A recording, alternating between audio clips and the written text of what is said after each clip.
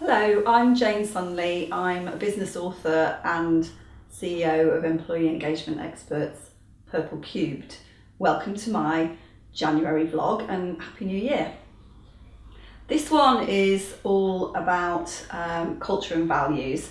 Last time we talked about getting your board on board with the people stuff, and a really good way to do that is to get them to review your culture and values.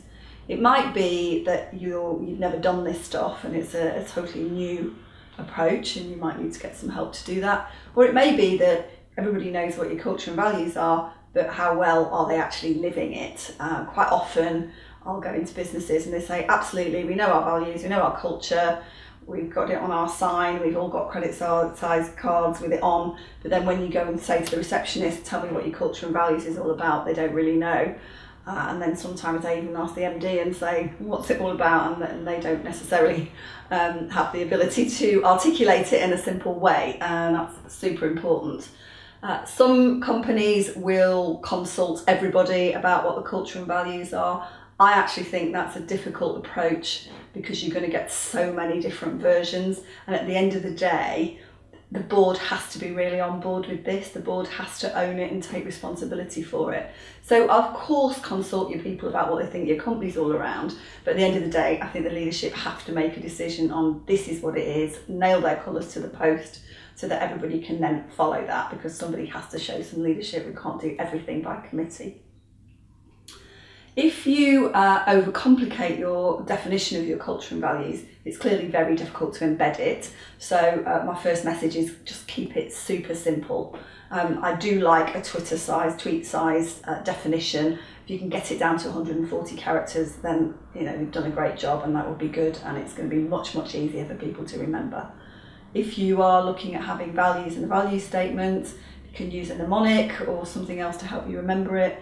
Don't have more than 5 if you can help it, unless you really need to. My company has 8 because we feel we really need our 8, but everybody knows what they are, and I tell you, people do live it every day.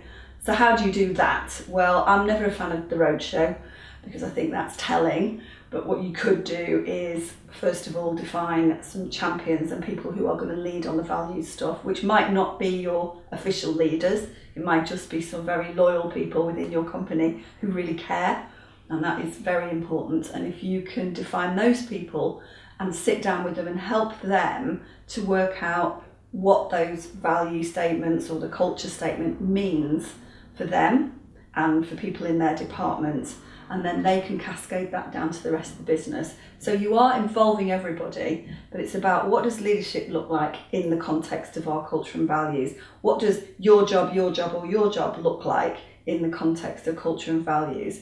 Because if everybody doesn't live it every day, it just isn't going to work, this stuff. And so many times leaders will, fall off the value statement and do something that's really against it. And if that happens, you have to own up fast and fix it. You can't just have leaders doing one thing and then telling everybody else that this is what your culture's about, because your culture underpins absolutely everything you do. An easier way of underpinning this and reinforcing it is to get on board with digitising and socialising your human resources function. And I don't just mean an HR system or a payroll system, I mean smart software that can really help you to reinforce your messages day in, day out, and allow people to communicate with you.